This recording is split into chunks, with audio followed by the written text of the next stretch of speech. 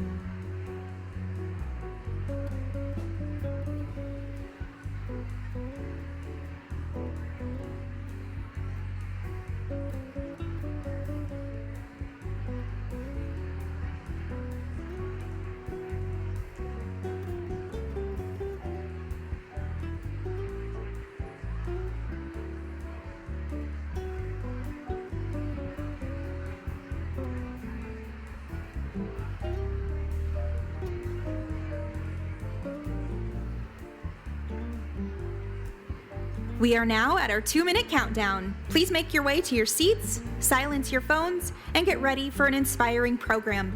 Thank you for your attention. We can't wait to begin.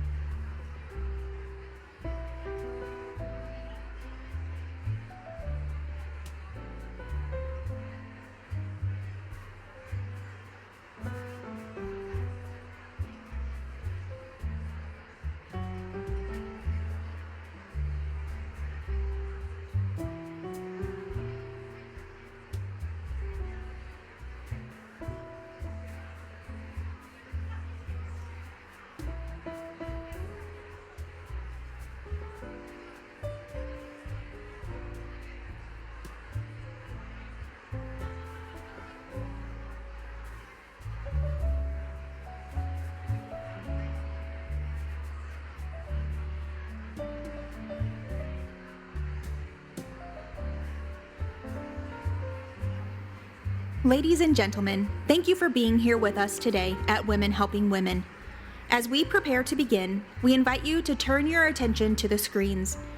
This short video will share the heart of why we gather each year: to celebrate, support, and uplift the life-changing work of Mind and Spirit Counseling Center. Thank you for joining us in making a difference.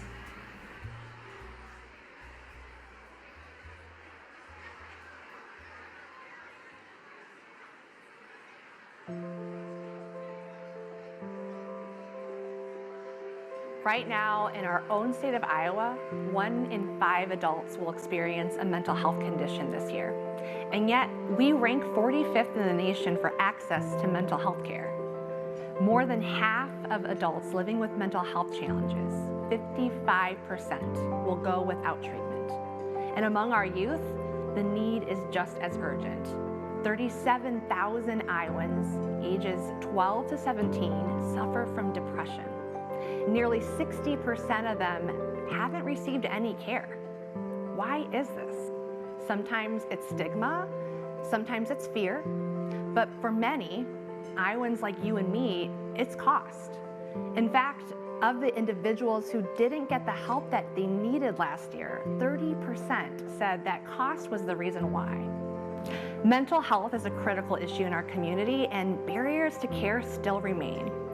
And that's why Mind and Spirit Counseling Center exists. Since 1972, we've been here, a welcoming space for hope, healing, and transformation. Whether someone is insured, underinsured, or uninsured, they can come through our doors because we believe that no one should ever walk alone through life's hardest moments. At Mind and Spirit Counseling Center, we walk with people through counseling, education, and compassionate care. Our mission is to help individuals and families live fulfilling lives in mind, body, and spirit. Every year, we serve over 3,600 people across the state, offering counseling for adults, children, families, and couples, psychiatric services and medication management, psychological testing for things like ADHD, trauma, and learning disabilities, leadership and spiritual life programming, offering spiritual support, leadership, team building, conflict resolution, and clergy care, and a clinical training program that builds the next generation of mental health professionals. We are especially proud of our COOL program, Children Overcoming Obstacles in Life, which offers art and play therapy to over 800 young lives each year. And more than 30% of all of our services are subsidized because we're committed to access for all. When we do our initial intake and initial assessment, we look at the mind, the body, the spirit. So we look at the cognitive aspect. What are people thinking besides the mind, the body? You know, what is happening? How are people feeling in their body? We have clinicians that specialize on our adult side in somatic experience and somatic therapy. And then lastly, the spirit. So spirit doesn't have to be, and oftentimes isn't religion. It's our heart, I guess, our spirit, our heart. I would say many of our clinicians are eclectic. So basically we use a variety of different approaches. We use a lot of different techniques with children and then sometimes with adults too, including play therapy, including sand tray, art therapy. So we use different modalities to work on the goals that people come in with. I was trying to make life work and life wasn't working. I was working full time. I was raising my son alone. I'd been divorced for a while and things just weren't coming together for me and I knew I needed help. I chose Mind and Spirit Counseling Center because I had been referred by a friend years ago and I went for a short period of time and I really enjoyed it. I liked the counselor I had. So, I went through a period where life happened and I didn't have any counseling. And then I came back and as soon as I walked in the door, it was like I was home again.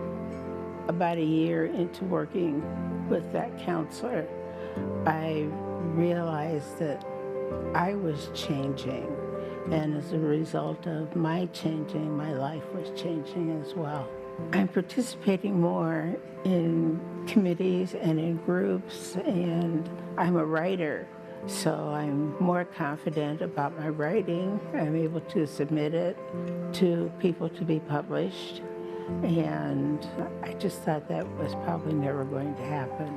My relationship with my counselor was extremely good. My counselor was supportive and challenging, and I needed both of those. I graduated from counseling in December with the knowledge that if I need to, I can come back. And if I need to, I will be back. I love this place. One of the things that I find really unique and special here at Mind and Spirit Counseling Center is that in our weight room, you can find one of our most resourced community members, and directly next to them could be one of our most vulnerable neighbors, sitting in the same weight room, waiting to receive the same high-quality mental health care that they need. And truly, this is made possible because of the generosity of our community.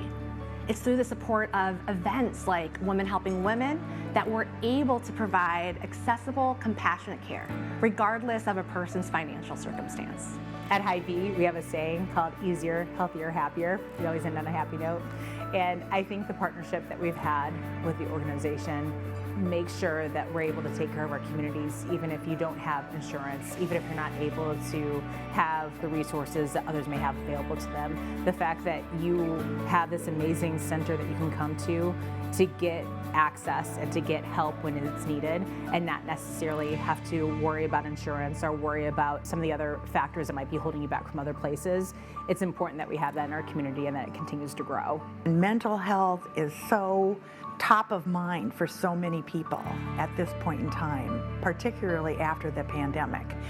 So I just think it's so important to support a center that allows anyone and everyone to be able to have access to mental health professionals. You need to get involved.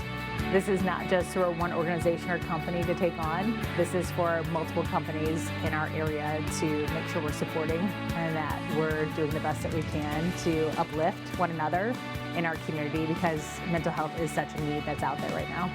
What I would say to encourage people to donate is, particularly at the event, I've always felt like, how could you not donate after attending the event? Because of the speaker or speakers or the people being honored, just the whole atmosphere makes me just want to give even more money. It's a very joyous occasion, I think, but it's also very meaningful. We've had some speakers where I was laughing, other speakers I was crying, but it's all for such a great cause. And so I would say I can't think of one reason not to donate, at least at some level. At Mind and Spirit Counseling Center, we know that healing happens in relationship, not just between a counselor and a client, but between people, between neighbors, between women helping women. In this event, Women Helping Women, it's more than a fundraiser. It's a celebration of the strength that we find in each other, of what happens when compassion turns into action. And it's because of our supporters that we're able to say yes to someone that might otherwise be turned away. This isn't just our work, it's our calling. And we invite you to join us to help us bring hope, healing, and support to those who need it most. Together, we're changing lives. Together, we're building a future of hope. Welcome to Women Helping Women.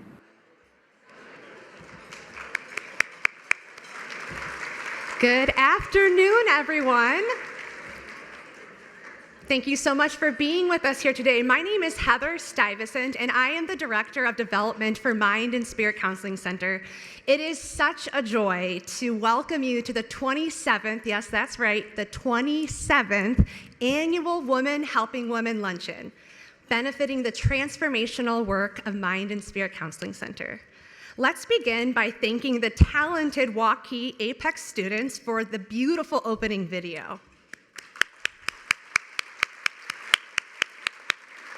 They have been working so hard on a series of videos for this event, and that was a beautiful, moving tribute to the legacy of Women Helping Women and the heart of our mission.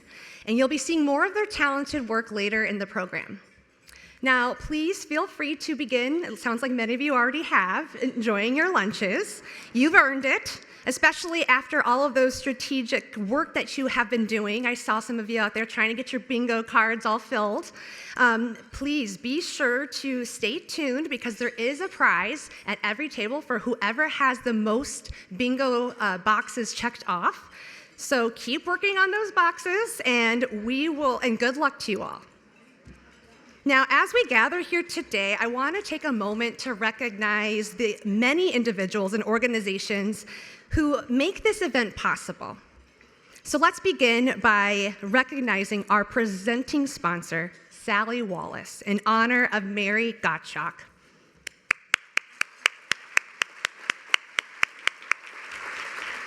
Sally, thank you for your continuing generosity and your support of our mission.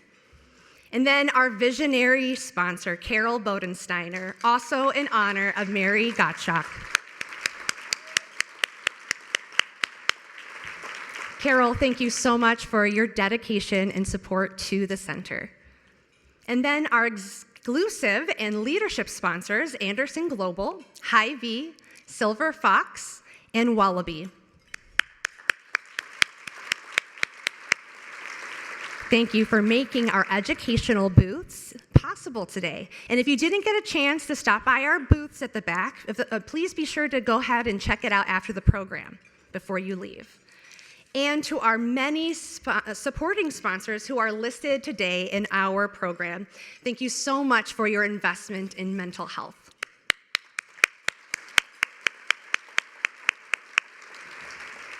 We are also very grateful to our media sponsor, The Business Record, for helping us share this story more widely. And to our incredible table hosts, our generous individuals supporting this event at the special friend and leader levels, your dedication fuels this mission and shines through every detail in this event. Thank you.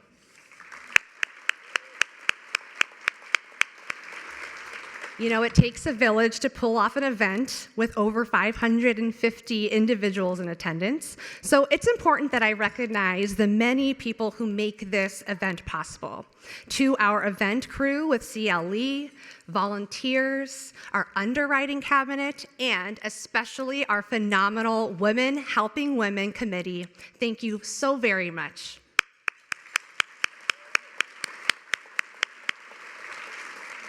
This event is a labor of love, and your efforts shine in every detail. And to our extraordinary Mind and Spirit Counseling Center team, many of them who are with us today volunteering, thank you for the heart that you bring to this work every single day. Your guidance and your compassion are the reasons that lives are changed and hope is restored. And I want to extend a very special thanks to my small but mighty community relations team, Rachel Deegan, the Assistant Director of Development, and Rachel Vespa, our Development Assistant. I appreciate all of the love and the dedication that you have poured into planning this event, and I often refer to us as the Dream Team, and I think if you look around this room, you can see why. And I also want to extend our gratitude to Amy Putney-Koenig. She has cultivated this beautiful piece of artwork that is being silent auctioned, and you can find more details about how you can place your bid in your program. We're also very grateful to Beaverdale Books, who is with us here today selling The Anxious Generation. You'll likely hear it referenced multiple times during our panel discussion. And the best part, 10% of all book sales will be coming right back to the center. So be sure to visit that table. Later in the program, we'll have the honor of recognizing Mary Gottschalk, whose leadership and generosity continues to make an impact in our community. And we'll engage in a very rich and very relevant discussion on how social media is shaping and reshaping our mental health.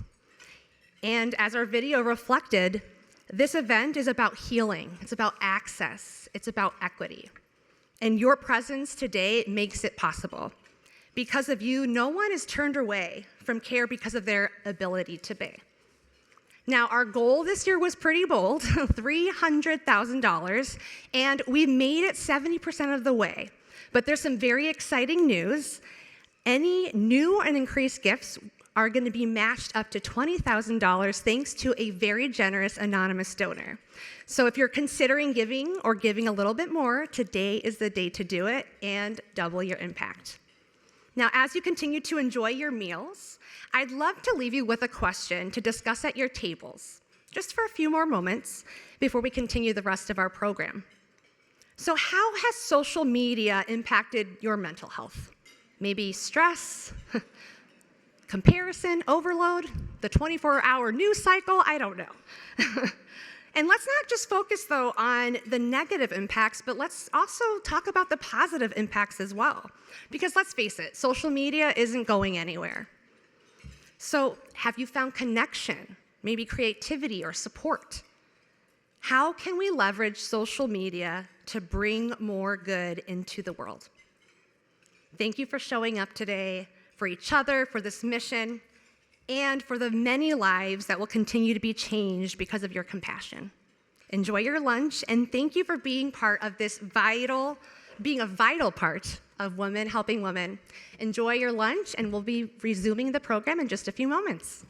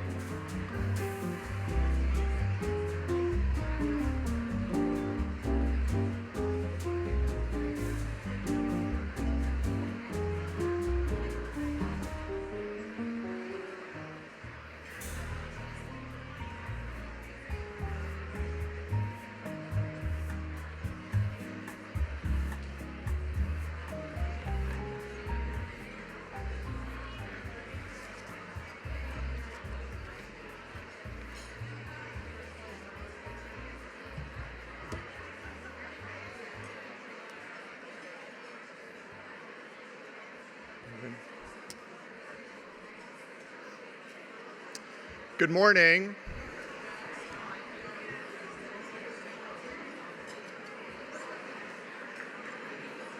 I hope we've given you adequate time to talk about how social media works with your mental health in 4 minutes. One of our goals in this event is always to be on time, and so I'm going to please encourage you to enjoy your lunch and enjoy your conversation. I'm a preacher and teacher at heart. My name is Jim Hayes. I'm the executive director, and I've spent most of my career standing in front of people who were not listening to me. So please continue. It's great to be here with you today, and I want to start with a quick poem from Maya Angelou. Love recognizes no barriers. It jumps hurdles, leaps fences, penetrates walls to arrive at its destination, full of hope. Jumps, leaps, and penetrates walls. Thanks to all of you for navigating any virtual hurdles and fences to make your way to the event today. Hope you didn't have to run through any walls, but if you did, I hope that you landed in your seat safely and that when you leave here, you are a loving person full of hope because of this program. We really appreciate you being with us because we couldn't do it without you. Our mission is to walk with people through counseling and education, to find hope and healing, and to live a fulfilling life. That's everybody. To walk with people through counseling and education, to find hope and healing, and to live a fulfilling life. When someone reached out to me in 2016 and asked me to consider and to apply for the position of executive director, two central values resonated with my personal mission: the dedication to social justice and access for people to quality services regardless of their ability to pay fits in very much to my life in making sure that we all have access to the things that we need to live a good life. And the second thing was the healing process involves the whole person: body, mind, and spirit, which is where I spent a good bit of my life. I was hooked and will be forever grateful that no less a person than today's honoree, Mary Gottschalk, then the board president, offered me the job. You changed my life, and I thank you. We've accomplished much since 2016. I won't gloat with a list of successes, though that's my nature. I get paid to be the storyteller. Today I'm keeping it short, but lots of great stuff has happened since 2016, and I can assure you that we and our industry have become much more complex over those years.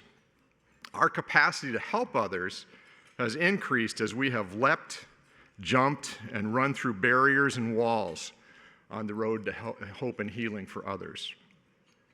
I'm guessing that many of you in the room know this already, but I've given notice of my retirement by the end of the year. I firmly believe that the center is in a position of strength to navigate the next chapter of our history, the next 50 years. You can't believe what a team we have right now to lead us into that. I can't wait to see where this dream goes when a bumbling theologian impersonating an administrator passes the baton to someone whose skills and leadership will bring this important work to a new level of flourishing. The potential is incredible. I'll be forever grateful for the privilege of serving this community.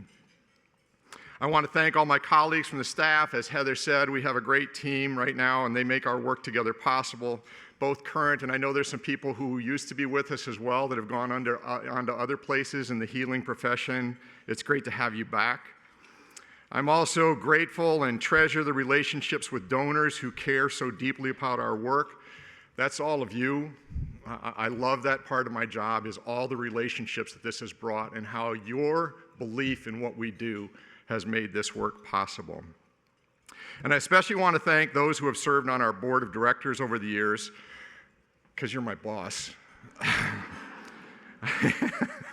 And I would like to recognize the incredible work. I mean, it's volunteer work, so if you are currently on the board or if you have served on the board at Mind and Spirit Counseling Center, Des Moines Pastoral Counseling Center, please rise so we can give you a round of applause.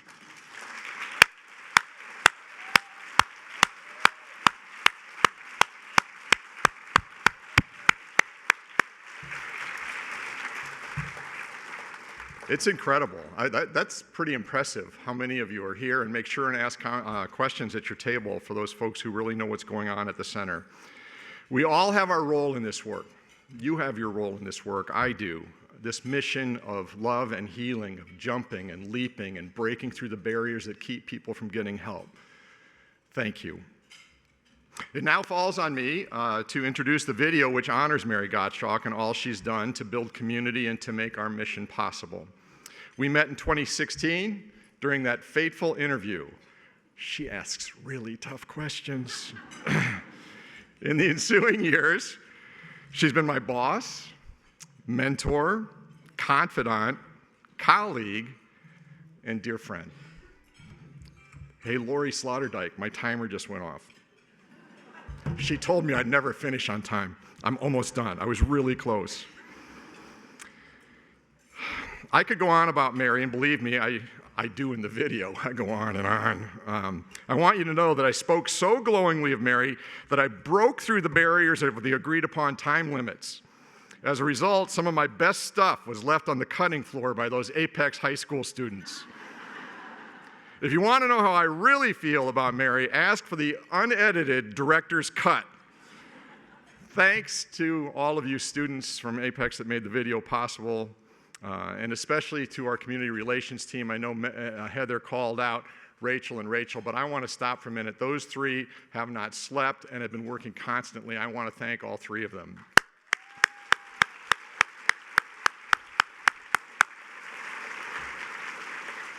And in the midst of all of the thanking we're doing today, don't forget to thank the people at your table, all those who have cooked this food and served this food and made this possible for us. They are working really hard behind those doors.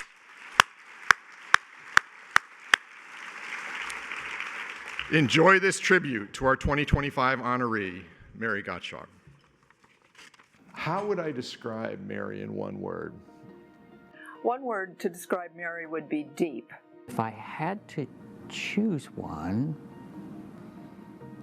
determined. Faithful friend.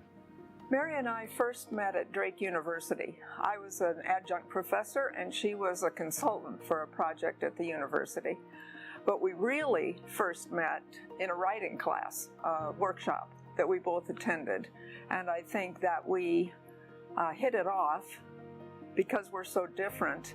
I could count on her to be honest and straightforward in feedback. So our friendship grew out of writing.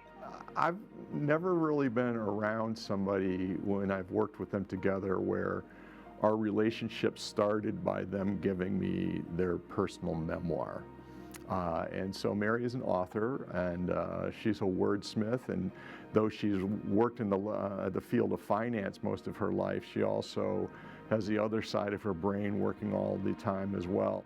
When she gave me her memoir, it is a raw story of her life, and it describes in a lot of ways why she's so passionate about mental health, just because of some of her family history as well. That just struck me, that she was willing to be so vulnerable in her writing, but also in the way that she would express herself in the work that we do here at the center, to recognize that when you think about holistic healing of body and mind and spirit, which is so much of what we do around here, she's an exemplar of that, of how she's worked through her life to find her way, including through the access of mental health services and what that meant to her in her healing journey, and why she's such a strong advocate for making sure those services are available to others. I grew up in the Midwest. I was probably clinically depressed throughout my childhood. I think the first time I ever woke up glad to get out of bed in the morning, I was 24 years old. So when the point in my life came, I depended on mental health resources for years, heavily until I was in my late 20s, and then intermittently after that. But when it came time to give back, mental health seemed like one of the obvious things. In terms of coming to the Mind and Spirit Counseling Center, from all the traveling that I've done, when you're new someplace, the first thing you want to do is volunteer, because it's an easy way to meet people who think like you do, who have kindred souls, and who are connected to the community. While I was at the Polk County Health Services, I met Ellery Duke, who at the time was the executive director, and I admired what he did here. But I was also a user of the resources here.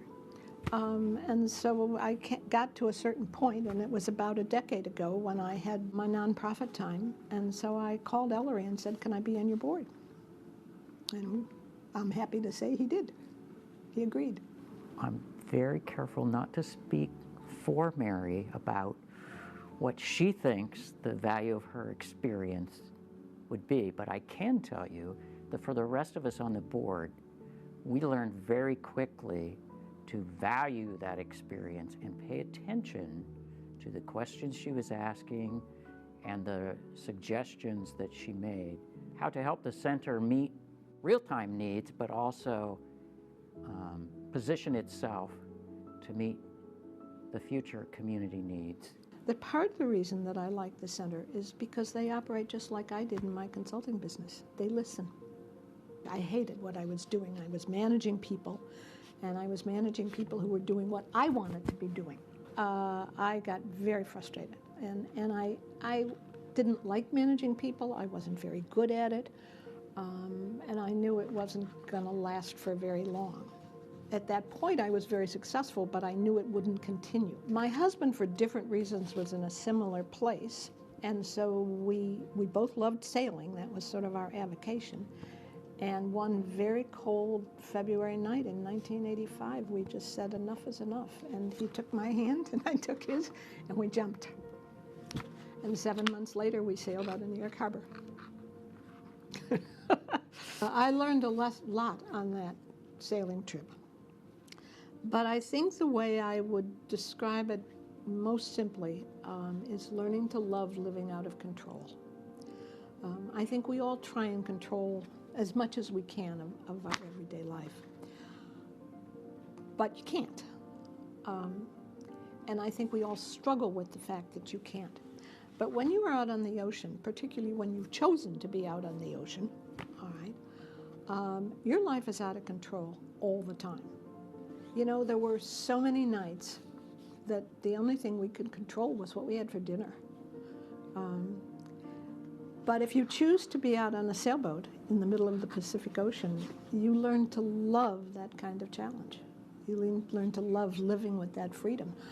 You stop worrying about whether somebody will break your wine glasses because you don't have any, you know, and you learn to not worry about somebody stealing your pearls because you don't have any.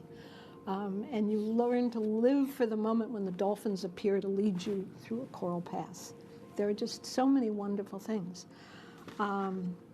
And so I think that is the lesson that I've learned. Mary's leadership and generosity come into play with the Mind and Spirit Counseling Center. She's been on the board here for many years. She's been a financial supporter of the organization, and most recently she established the Retirement Match Endowment Fund for the Counseling Center staff.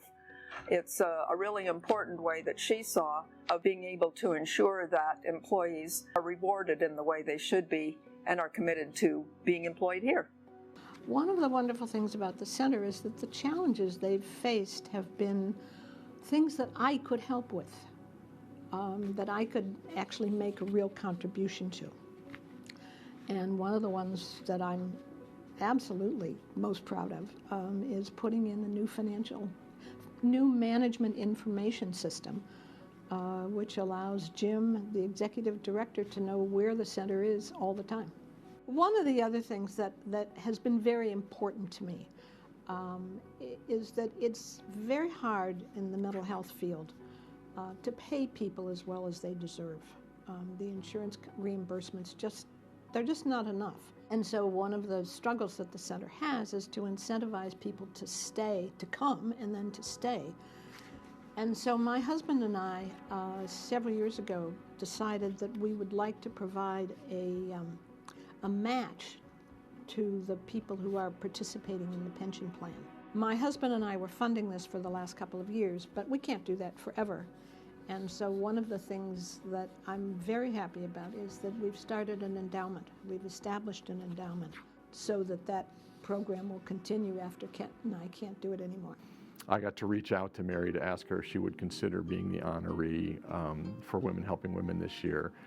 And her reaction was, I nearly fell to the floor, that she didn't expect that in any way. And I think that says something about Mary's character, that if she had the time to kind of reflect upon the positive impact that she's had on this organization, and she could keep it real and maybe be a little less humble about what an impact she's had on this place, she would have a checklist that would be pages long of the impact that she's had on this place.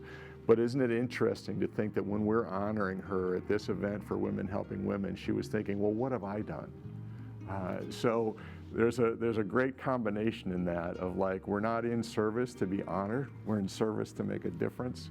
And so though she's certainly worthy of great honor for us in this event and for all of the things that she's done for Women Helping Women, it's also nice to know that the motivation for that has not been to be like, look at this award that I got or this trophy I got or something else.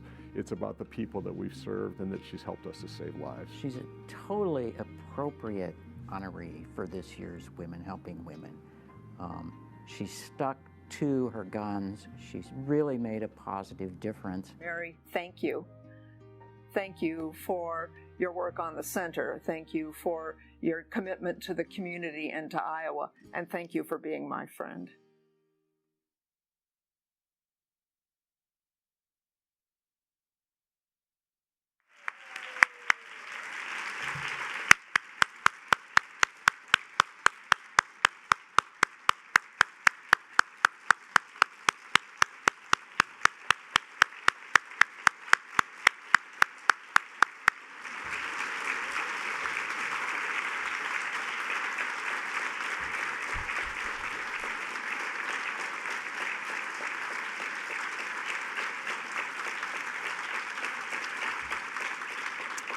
Thank you, Mary.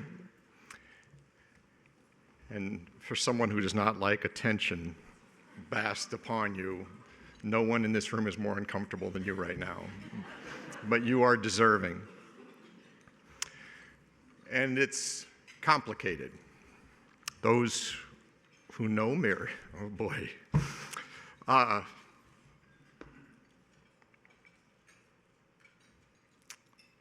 Those who know Mary know that we accompany her in a season of grief. She lost her beloved spouse and partner, Kent Zimmerman, on April 8th. We join Mary and Kent's sister, Lynn McCreary, who is here sitting at the table that Kent bought. She's with us today, and we're so grateful you're here, Lynn. We join you in sympathy, and we join you in your grief. Kent would have loved this. I cannot imagine the smack he would have given you after this. Like, his humor would have been incredible. Kent and Mary were partners in their support of the center as well, and Kent made many contributions to our work over the years, especially in finance and strategic thinking. He was also a confidant. We all come to this event carrying joys and sorrows, every single one of us. If we could take a few minutes to talk to each other, you could say what your joys are and what your sorrows are and what you're carrying right now. And this happens to be Mary's today. Emotions are not only okay, but welcome. This is a safe place where it's okay to not be okay.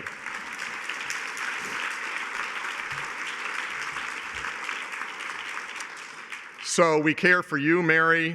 Our love and sympathy are with you, but we are here for one another as well in what we carry. And I invite you all into a moment of silence to remember Kent.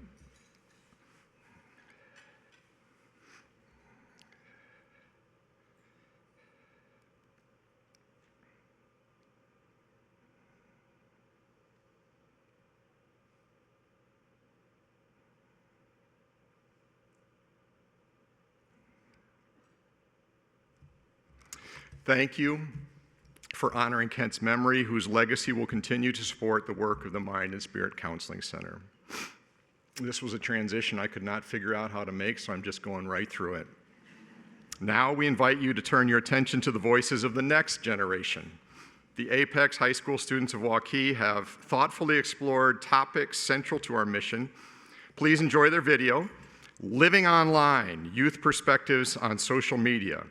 It offers a natural segue into the ensuing panel discussion. Since 2010, reported cases of depressive episodes have increased by 145% among girls and 161% among boys. As of 2022, 46% of teens reported being online almost constantly, nearly doubling from 24% in 2015. But all of these are just numbers. What is it really like growing up with social media? My name is Carson Kearns, and I'm a senior in high school. I'm Daniela Rutia Tavern, and I'm a junior. My name is Kate Schulte, and I'm a sophomore. My name is Abby Welch, and I'm a junior. My name is Ronan Jane, and I'm a senior. My name is Liam Hansen, and I'm a junior. What is your screen time? All right, Kate, I'm going to ask you to grab your phone, open your settings, Mm-hmm. click to your screen time. Okay. If you're comfortable sharing, Yes. tell us what like your weekly average is. Okay. Let's see. Okay, my daily average right now is 3.5 hours. It's 5 hours and 4 minutes, but it's down 32% from last week. It's 6 hours and 44 minutes. Average of 7 hours and 31 minutes. Are you a creator or consumer on social media? Definitely a consumer. In general, I'd say I'm a consumer. I would say maybe a tiny bit of both. What are some positive and or negative impacts social media has had on you? One of the most positive impacts it had on me was getting to see other people that are different from me's perspectives in the world.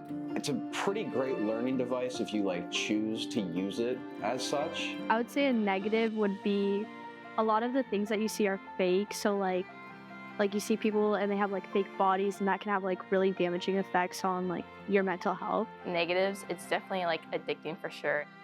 Do you feel pressured to post or not post certain things? Sometimes I leave a few photos off on a spam post because I know my parents might see it. But There has been a little bit of pressure. I wouldn't say it's bad, but just when you go to a dance, posting something. But it hasn't been anything where I've posted something that I was uncomfortable with.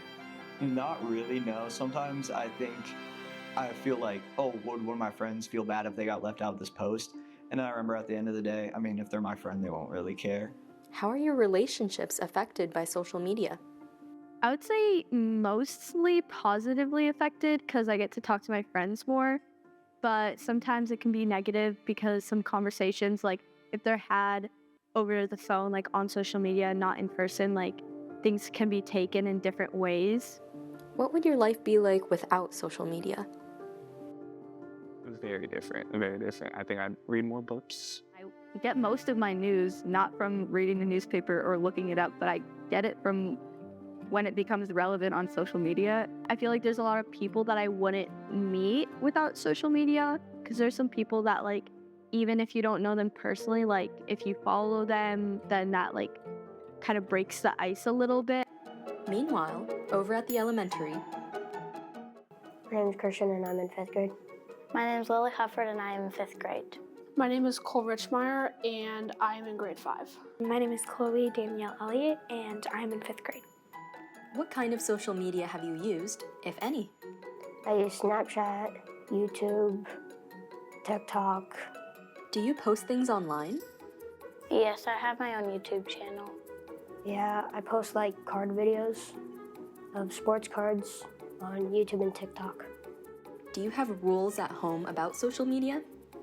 The limit is, I think, 2 hours per day. We can't get on stuff that we're not supposed to. Why do you think your parents gave you those rules? Probably because our parents don't want to expose us to that stuff yet, because we're just little. I think that they really want me and my brothers to be safe on the internet. So we have boundaries, and we have so we have enough time to do other things. Balance. What advice do you have for younger kids who are just starting to use social media? It's okay to get sucked into it for a little bit. It happens to everyone, but don't feel pressured to post. I know that you think that you're mature and you just want to do whatever, but just trust your parents and trust the restrictions. it's set for your safety, like everyone's on your side, but just be careful with that. Social media is here to stay. How are we setting our future generation up for success?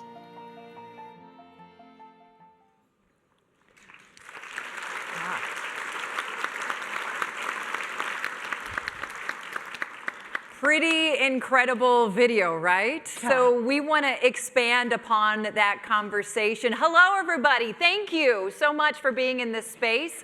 My name is Jackie Schmelin. It is an absolute honor and privilege to be your moderator today with this incredible panel that is sitting next to me as we continue this conversation about social media and how it affects us as adults, but also adolescents. So first of all, I want to introduce you to these incredible people that are sitting next to me right now because they're amazing. So first of all, Dr. Heidi Bowden, who is a licensed independent social worker and training director with Mind and Spirit Counseling Center. We also have Gabby Guerra, executive director of El Éxito. We also have Hannah Cook, student at Urbandale High School, and Robert Randazzo, associate principal at Hoover High School. Can you give them a big round of applause, please?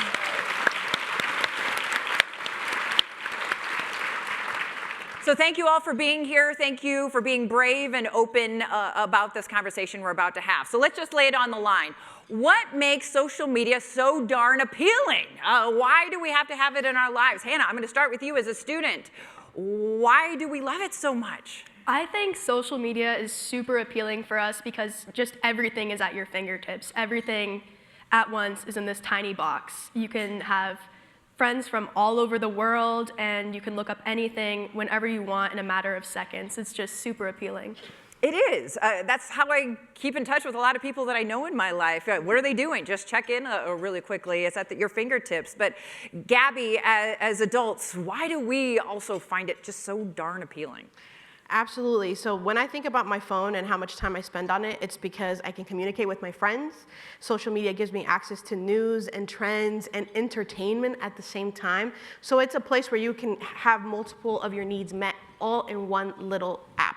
I think the algorithms, like most of us know, are meant to keep us engaged in online as long as possible. It's like personalized entertainment for you. Your phone knows exactly what you like, and so it's going to continue to feed that to you. And I think for young people specifically, it offers a sense of control for them, especially during a time where they're figuring out who they are, what their identity is, what they like. And so when they have a social media profile, they get to share exactly how they want to be perceived. What they like, what their identity is, what they look like, what they post and what not to post. And that sense of control is very appealing to young people. And the last thing I would say is that instant validation. As soon as you see somebody like your post, give you a little heart, pull up a message on your story, that lets you know, oh, that person cares about me, they like what I post, and that can become very addicting super fast and very hard to walk away from. Absolutely. I mean, how many of us have all gone down that rabbit hole? We look at one thing and it leads to another and it leads to another and it leads to another, and that algorithm is feeding everything we want to see unless we hit the wrong thing, and then we're seeing a bunch of things we don't want to see. But Gabby, I want to continue the conversation with you. Let's talk about how social media has kind of changed over the last 5 to 10 years. So how are we seeing things differently, say 5, 10 years ago to now? Right. So when I think about when I first started on social media, it's MySpace. My mom told me I shouldn't have it, I wasn't allowed, but I opened an account anyway. And you would log on maybe for an hour tops, right? You'd check to see if you had any messages, you'd decorate your page, but you weren't spending all day on it because it'd be on a laptop or computer at home. But now we have it at our fingertips all the time, with notifications coming in from every app that you could possibly think of. And I think that has been the biggest change over the last decade, is the amount of time that these apps require from us, and we get addicted and we almost feel like we need it. I've gone on several social media detoxes. They don't last very long sometimes because, right, it's meant to keep me online. So I would say that's the biggest change that we've seen over the last 10 years. When we've been getting to know one another and connecting, we were like, how many people remember what it took to get online to check things? You know, those fun noises, ding, ding, ding, ding, you know. So yes, things are much more at our fingertips. But Doc, I want to get to you, Dr. Heidi. let's really clinically talk about how social media is affecting, good or bad, the development of an adolescent brain. So what is social media doing to our brains? Well, when we think about the brain in and of itself, the brain doesn't actually finish developing until middle of our 20s. So age 26 is about the time when your brain is 100% fully functioning, completely online. And the final thing to become fully developed is what we call our prefrontal cortex. And that prefrontal cortex is what assists us with reasoning, with logic, with taking perspective, with understanding, with being able to actually logic our way through life. And unfortunately, that is like the last thing to come online. And particularly during adolescence, the limbic system is the portion of the brain that is actually really starting to build up. And that limbic system is your rewards and your emotion system. So during adolescence, there is this massive spike in emotion intensity, in peer sensitivity, and in the relationship between their peers. They're moving more away from their families and more towards their peer relationships, their peer validations. And within this particular phase of their life, they're constantly asking the question, who am I? They are trying to develop a sense of self and trying to learn what it's like to move through this world. And unfortunately, / fortunately, at the same time, when we are inundated, like Gabby said, with those constant messages over and over and over again, and we don't know when we're going to receive them, how we're going to receive them, if it's going to be in the middle of the night, that keeps that emotion system online pretty regularly. Unbelievable. Okay, thank you, doctor, for breaking that down when it comes to the brain and development and how social media can affect that. So we now want to toss it over to Rob, who's a part of this incredible movement that has now led to our governor signing a bill taking cell phones out of the classrooms, literally this week. Yes. Rob, can you share what led to the Hoover mental health movement and the decision that you originally started of removing cell phones in schools? What have you personally seen from this movement? Yeah, let me back up a little bit. This is year 27 for me in education. The person I did my student teaching with is here, which was wonderful to see. In 2016, I went to my principal and I said, we have to do something about cell phones. And he said, you need to become more engaging as a teacher. And I said, sir, I teach Algebra 1. And so I was battling this in my own room over the years, but last year was the first year I became an associate principal. So I have a little bit more power here. And a big part of my job is helping teachers become better teachers. And I was in a room in October, and I saw a beautiful lesson. The teacher absolutely was rocking this lesson. It was a government class, and 4 students had 2 AirPods in watching Netflix. Half of the class was distracted, in and out, on their phones, listening a little bit to him, and then about 10 kids were doing what they should. And I said to him afterwards, I said, hey, tell me more about what's going on here. And he said, Rob, I'm exhausted. He said, all I do is fight phones every day, and I can't do it anymore.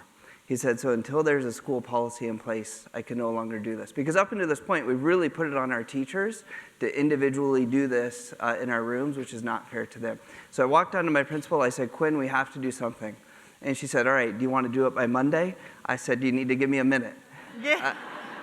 I said, we need to put a really good policy in place that we'll be able to enforce. And what's best for kids and teachers. So last year we put together our plan, and along the way someone said to me, he said, Rob, do you realize we're in a mental health crisis? This is bigger than grades. And that sent me down a path, and after I started looking into it, Dr. Hyde's book, The Anxious Generation, came out, which really solidified what we were seeing, that this is bigger than just a kid missing a history lesson, but we've seen anxiety and depression spike since 2012 in our youth. And so that led us down a path to put together what we've called our mental health movement at Hoover High School, which we are phone-free this year. The phone needs to be detached from the body and out of sight while learning is taking place. But another thing that we did is that we do not want our teachers to have to take the phones.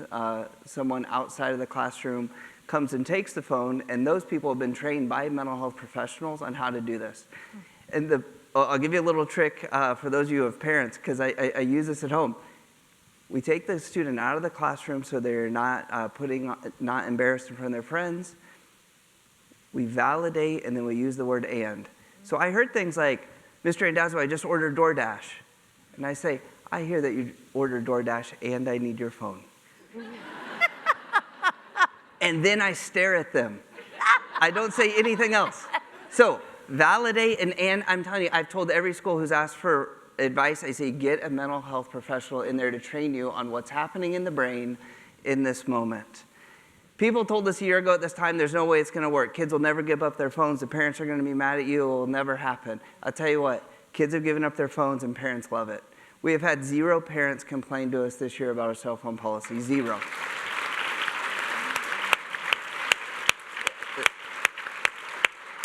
The results have been off the charts. We've seen a 36% increase in A's and B's, 46% decrease in class failures, and a 59% decrease in out-of-school suspensions.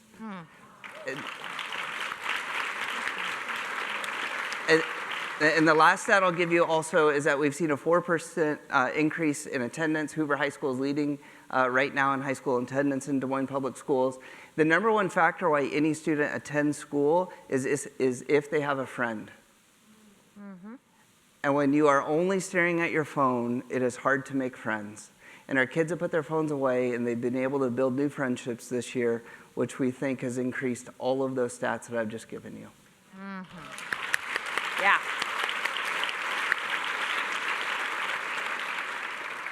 Pretty incredible, right? All right, so let's get into another question of what are some of the biggest mental health challenges that arise from using social media? And Hannah, as a student, I'm going to go to you. What do you think are some of the biggest mental health challenges that are connected with social media? Yeah, for me, definitely. I tend to experience a lot of FOMO when I see my friends' Instagram posts and they're out and about doing things and I'm just not there. I just tend to want to be with them, and when I see that I'm not with them, that just gives me that sense of FOMO. And then also on social media, I tend to compare myself a lot because you see people on social media and it's just full of filters. They're not real people, they might be, but they're just with a filter. So it's not who they actually are, and I tend to compare myself to that. Absolutely. And I love getting the young perspective, so thank you so much for being here and sharing that. But Gabby, I want you to add to that. What are some other mental health connections with social media that we need to be thinking about? Absolutely. Hannah, I also experience FOMO, that fear of missing out, even as an adult, when you're constantly online and seeing people post the highlights of their life, the birthday trips and the best selfies and the celebrations, and you wonder, oh, why do they get to do that and not me? Especially in a young developing mind, that can be very detrimental to their mental health. And also the feeling of staying in the know, right? I have to log on to Instagram because I want to know what my friends are doing. I want to know where they went. I want to know what the next trend is, or with news as well, right? Staying up to date with the news because you're getting all those notifications. That can be very heavy for them. Those comparisons as well, when they're developing their self-esteem and their self-worth and always comparing themselves how they look or their experiences, that can weigh very heavily on them. And I think one of the biggest things that I've seen is young people being disconnected from their reality and disconnected from gratitude, right? So if you're always thinking, oh, the grass is always greener on the other side, or they're getting to do all this stuff and I'm not, then you don't get to be grateful for the things that you have in your life. And gratitude is a huge protector of mental health, but if we're not practicing that gratitude, we don't get to experience that. And so we really need to develop some healthy boundaries around social media and what we're posting or how long we're online to be able to safeguard our mental health and young people's mental health as well. Very smart. Thank you, Gabby. So how does social media affect the ability, let's think about this, for young people to have real relationships? Rob, I'm sure you're seeing this firsthand at Hoover. Can you give us some examples of what you've seen? Yeah, last year when we realized this is bigger than just grades, our students sit in pods at Hoover in groups of 4. And as admin, when we would go in, we would say, hey, can you introduce yourself or introduce your friends to us? 90% of our groups last year could not introduce each other to us. 90% of our kids did not know each other's names. Why? Well, one of the reasons, we had 40% of our kids who wore one AirPod all day, which is very common. And I also want to say, this is not a Hoover problem, this is a national problem, right? 40% of our kids with the AirPod in all day. This year, every single group I've gone into, every single kid has been able to tell me each other's names. Another thing is, if the phone does come out, they call us, and we were tracking when this was happening. We were getting hit the hardest in the last 2 minutes of class. Well, why then? Well, the teacher's done with the lesson, the kids may be finished with the work, and they didn't know what else to do but besides pull out that phone. And they knew it was against the school rule, but they were still going to get at risk taken. And a student said to a teacher, I don't understand what you want me to do during this time. And she said, I want you to talk to other people. And he said, I don't know how. So this teacher, she has taught at Hoover High School for 35 years. She spent the last 3 minutes of every class for the next week teaching our kids how to talk to each other. She would say things, you would say, hey, Hannah, what'd you do last weekend? And she had to model for our kids how to engage.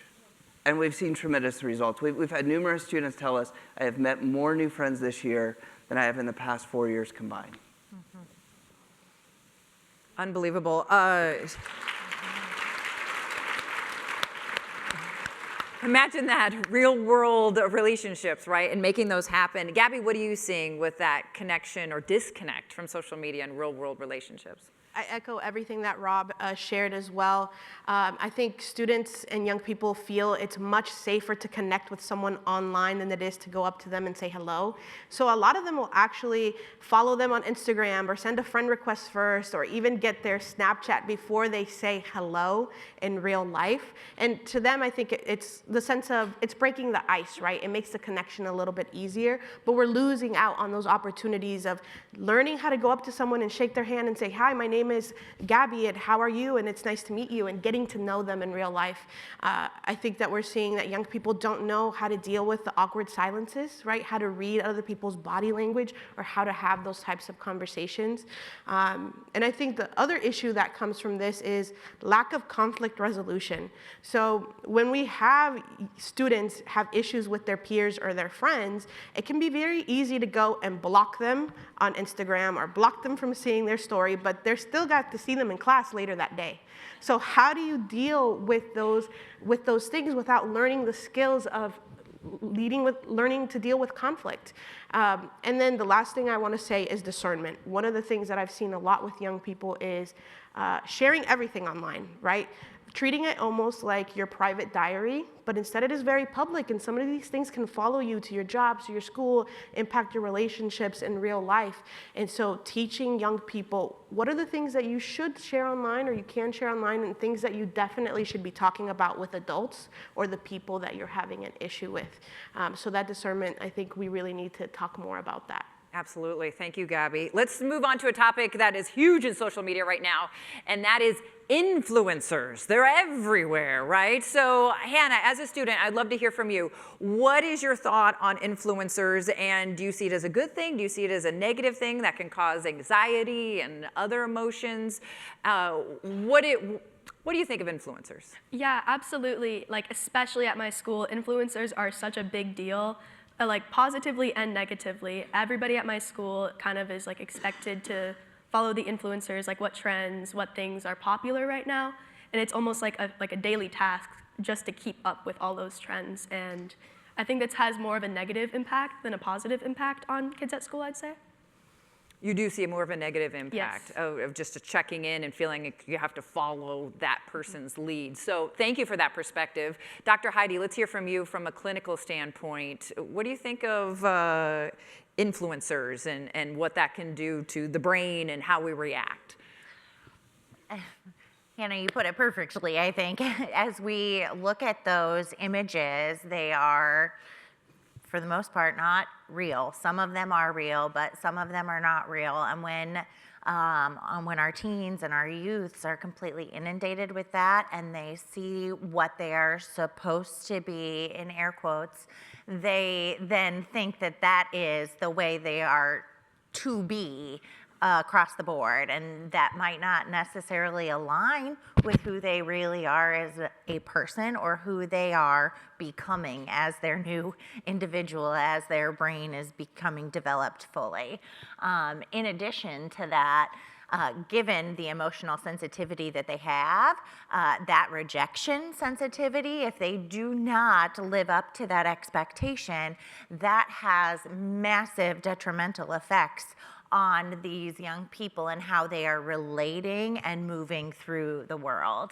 Finally, because that limbic system is fully, that's expanding, and yet that perspective taking is not online yet fully, they cannot question that this is not their real life always. There is no question about that. These influencers this is how life is lived at a constant state.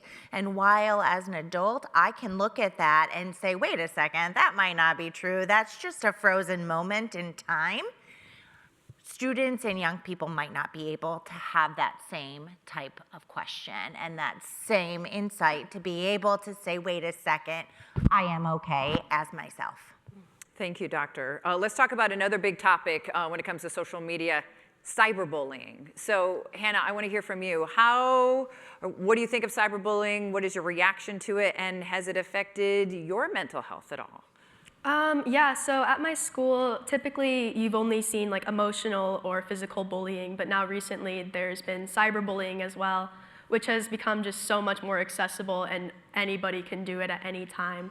There's things called alt accounts, which is an account you make that's not your real account. It's an account that you can make that you can be like somebody else, nobody else is gonna know who you are. Like, you're just an anonymous person and you can post whatever you want. You can have hurtful comments on anywhere and nobody's gonna know who you are. Yeah. Gabby, can you expand upon this, of what you're seeing with cyberbullying and mental health right now?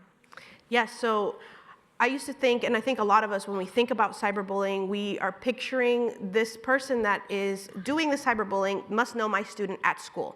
And it is transferring to an online mode. But what we're seeing now, because of the way the algorithms are set up and what we share online, no longer stays just with our community. As soon as someone shares something, screenshots it, it can get sent to anyone, anywhere around the world.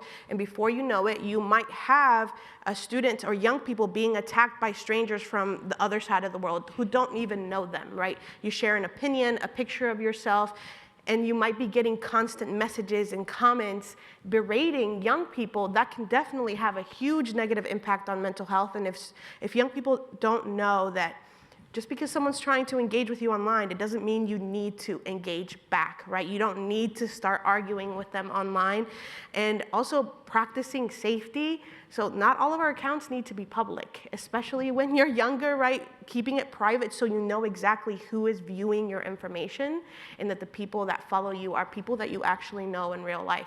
So we really have to teach about those boundaries to prevent some of those attacks, because they can feel inescapable when you carry your phone around in your pocket and you could have those notifications come in at any time.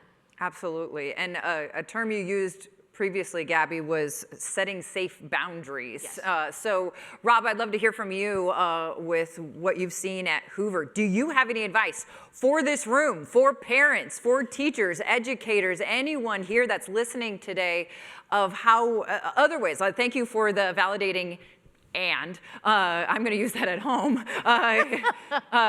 But do you have any other recommendations of how to maybe set some of those boundaries in place?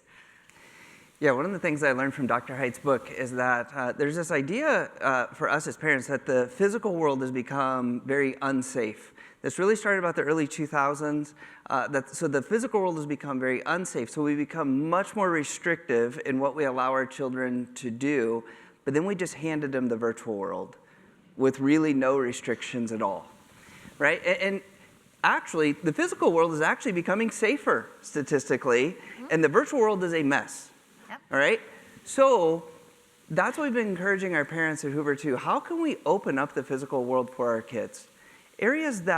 Things that we were able to do as kids that we have said no to them on, but then really do become more restrictive in the virtual world and reconsidering that. So I've been doing this parent group. The story I'm about to tell you, I'm going to tell you right now, you're not going to believe me. All right, this is straight out of a Disney movie, but this did happen this past week. This mom said, she's a soccer mom. She takes care of about 6 boys in between games. They typically just go to their house, they turn on the video games, they play it until the second they have to leave, they go back to the next game. She said, this week it's going to be crazy. We're going to go to a park. And she was nervous to tell the boys that they were going to go to a park. But she said, they get in the car, they said, no, we're going to a park. They roll up to a park, and she said, you are going to spend 2 hours playing. They get out of the park. There's another boy there with 8 baseball mitts lined up and a bat and balls. And his mom said he comes to the park and prays for other kids to show up to play baseball with him, and no one ever does. And now 6 boys roll out of a car who've never played baseball. They played baseball for 2 hours together and had the time of their life, right? That is, I mean, the Disney movie needs to be made, right?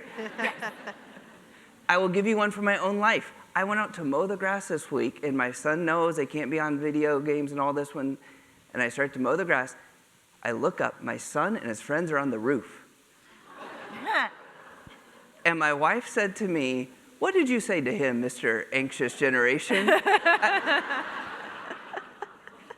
Now listen, for those of us a little bit older in the room, we all got on the roof, right? If you had a house, I said to my son, what are you doing? He said, I don't know, it's cool out here. I said, okay. And I just went back to mowing.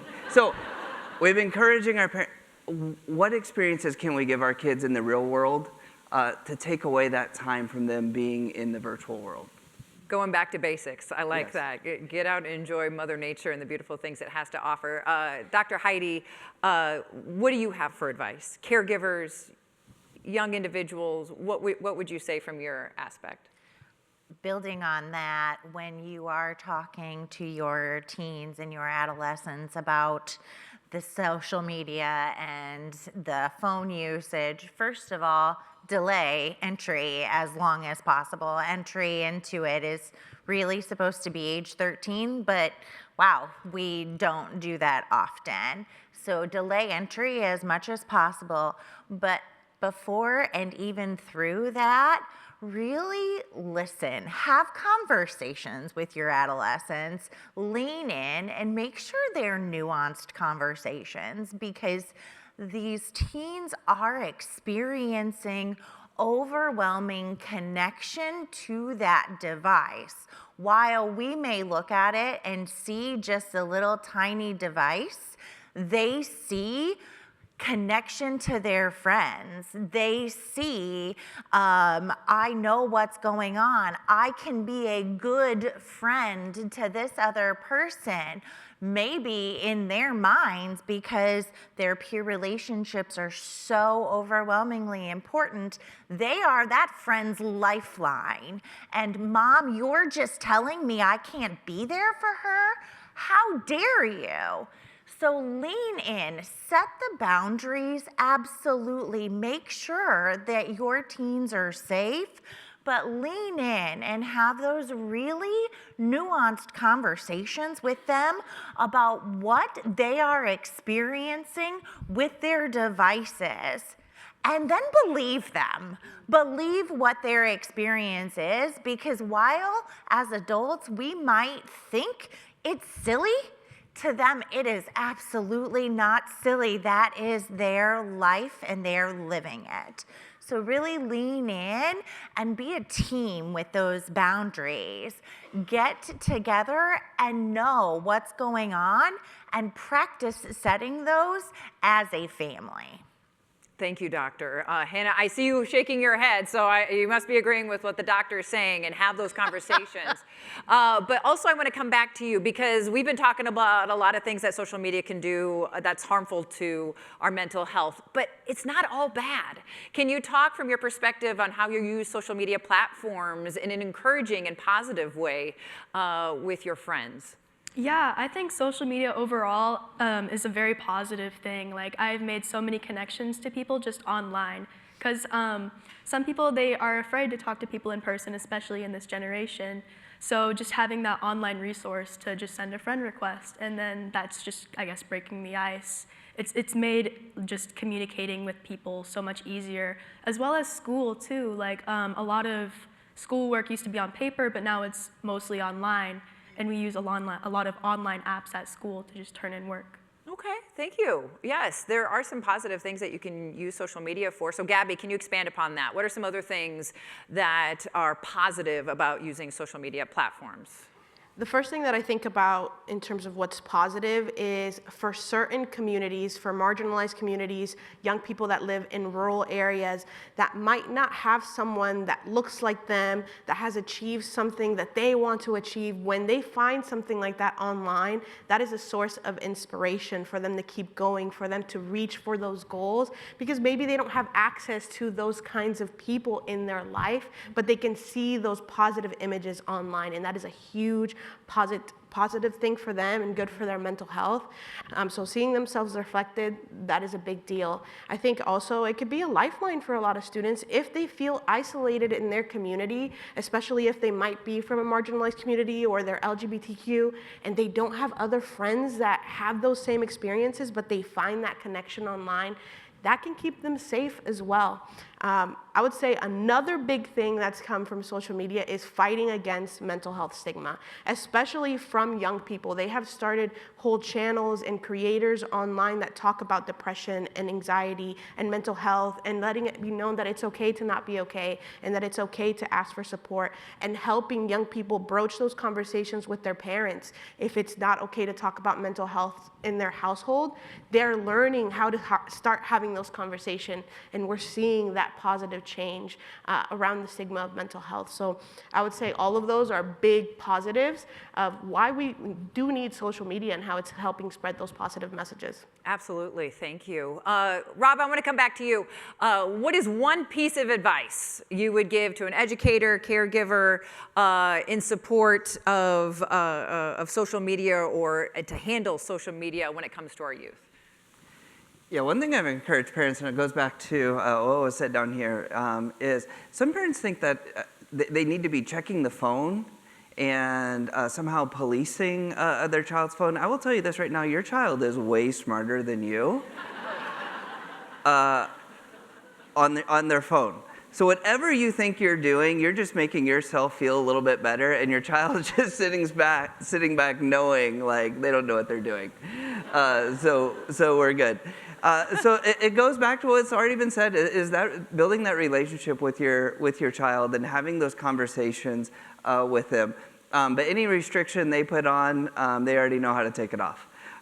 So don't fool yourselves. It's going to come down to talking, listening with them, and not thinking that you running through their text messages is going to help, because it's not. All right. Great advice, thank you. Dr. Heidi, I want to come back to you. If you have one piece of advice to our wonderful group here today, what would it be when handling social media with our young people? One of the really interesting pieces from Dr. Height's book that I took away is that a lot of time in the past 20-ish years or so, since the early 2000s, we have shifted in our family lives, and how in the community or in building community within our networks. And one of Dr. Height's suggestions was really leaning into your own community and following through with milestones and celebrations. At the age of I keep forgetting about that mic. At the age of 13, I got really excited because I got to go to a PG-13 movie. Anybody else feel that? That was me. I was so pumped. But now, a PG-13 movie means nothing when you can pull out a device and have access to hardcore pornography at any age. So if we lean in and actually define milestones for ourselves and for our families and the communities of families that we put ourselves around, then we can really lean in and allow our children to be children until they shift towards that older teen and adulthood and can start accessing that information. Take those milestones, enjoy your children as children, and on top of that, maybe set some digital Sabbaths. We go to church on Sundays for some people, and if you don't, that's okay. Maybe lean in and just let that phone down for one day and see how that feels. All right. Thank you, Dr. Heidi. We have one last question we want to ask our panel. And Hannah, I'm coming back to you. Let's now shift our advice to young people. What advice would you give young people so that they can feel like they're in control of their use of social media as opposed to it controlling them? Just remembering to keep building relationships outside of social media, because it's very easy to build relationships inside of social media, but those aren't as strong and connected, I guess, as people who talk in person. You can build a much stronger connection and just have more feelings, I guess, when you talk to somebody in real life rather than online. Absolutely. Thank you, Hannah, for saying that.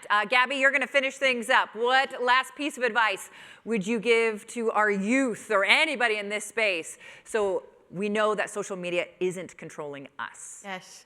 So for all of us, you want your social media feed to be a place and a source of power, not pressure, especially for young people. So if that means unfollowing certain accounts, even if you know them in real life because they make you feel bad about yourself, then do that, right?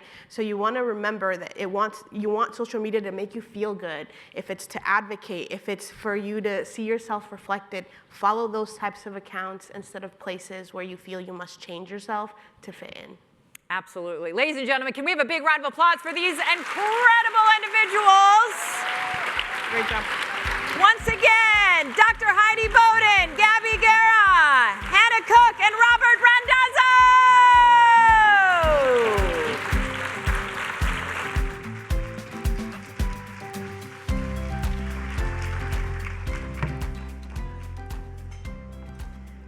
Randazzo. Wow. You know, really, wow. Thank you to our panelists. That was fantastic. Hello, everyone. My name is Rio Menning, and I have the honor of serving as board president of Mind and Spirit Counseling Center. It's a pleasure to be here today with you with our Women Helping Women luncheon. Oh man, this afternoon we've engaged in some powerful and timely conversations about a topic that touches us all, the impact of social media on mental health. Thank you for leaning into this discussion with curiosity, compassion, and open hearts. Your presence today speaks volumes about your commitment to building a stronger, more supportive community. As we close, I want to again thank the many hands and hearts that made today possible. To our sponsors and donors, there we go. Your generosity sustains our work. Thank you for believing in the healing power of therapy, community, and access to care. To our event committee, thank you for your time, creativity, and unwavering dedication. You've truly crafted something beautiful here.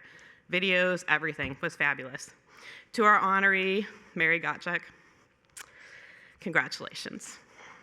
Your leadership, your advocacy, your presence in this community are deeply valued and incredibly inspired, and I am blessed to now call you one of my friends. I have to say one thing about Kent. I never really got to know Kent, but I did get to see his image back and forth on all the Zoom calls that we were on. And it was just, I mean, I didn't see his head, I didn't see his feet, I saw this much of him. And so I would recognize his waist, but that'd probably be about, about it, because that's what we got to see of Kent. But he was always around and always there, and so I think he was like an honorary board member for the Mind and Spirit Counseling Center. So anyway. To our panelists, Hannah, Dr. Heidi, Gabby, and Rob, and moderator Jackie, thank you for sharing your insights today. Your voices have opened doors to deeper understanding and meaningful change. And perhaps everybody and I will look forward to these policies being successful that the governor's bill has now made more mandated. And to every one of you, wow, look at this group. There's a lot of faces out there. Thank you for being here. Whether you're a longtime supporter or joining us for the first time, you are now part of something truly powerful, and we will see you here every year. Before we say goodbye, I have a few reminders. So these are things we talked about already. Just a reminder that we have the anonymous donor, that all new and increased gifts will be matched up to $20,000, so please contribute. We are also honored, as referenced by Legacy of Generosity, as referenced in her video, Mary's memoir is available for purchase today. Got mine. And 100% of the proceeds will go toward the Retirement Match Endowment Fund established by Mary and her late husband, Kent, a beautiful way to sustain support for the future, for the center well into the future. Thank you. And finally, our friends at Beaverdale Books are here selling The Anxious Generation. So that's a powerful read that they reference quite a bit by our panel. And 10% of those book sales will be donated directly to the center. So I'm a big book buyer. I don't know that I read all these books that I buy, but I buy a lot. My children have adopted that as well. At one time, my oldest had 225 books that she read, I don't know, maybe 70 of them, and yet she goes to the library. I'm like, why? You have enough books here. Anyway, all right. So moving on. All right, before we go, we must also take a moment to honor someone who's been a pillar of this organization, and you know who that is, Mr. Hayes. After 9 years of visionary leadership, our executive director will be retiring this year, and as board president, it's the last thing you want to hear. But, you know, Jim has led with strength, heart, and an unwavering belief in accessible, inclusive care. Under his guidance, Mind and Spirit Counseling Center has flourished, reaching more individuals, expanding services, and deepening its impact across the community. But Jim didn't just lead. He planted seeds of healing, seeds of growth, seeds of change. His legacy is rooted in the lives transformed through his work and will continue to bloom for the years to come. As a symbol of that legacy, each of you will leave today with a small but meaningful gift. It's on your table, a wildflower seed paper bookmark. It's a reminder that even the smallest seed planted with care can grow into something lasting and beautiful.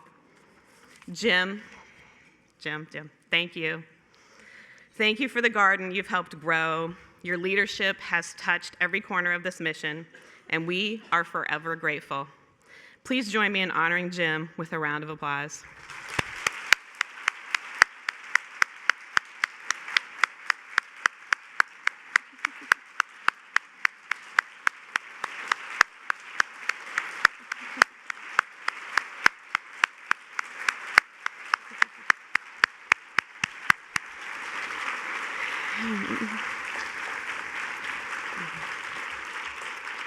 And he, like Mary, might be equally uncomfortable.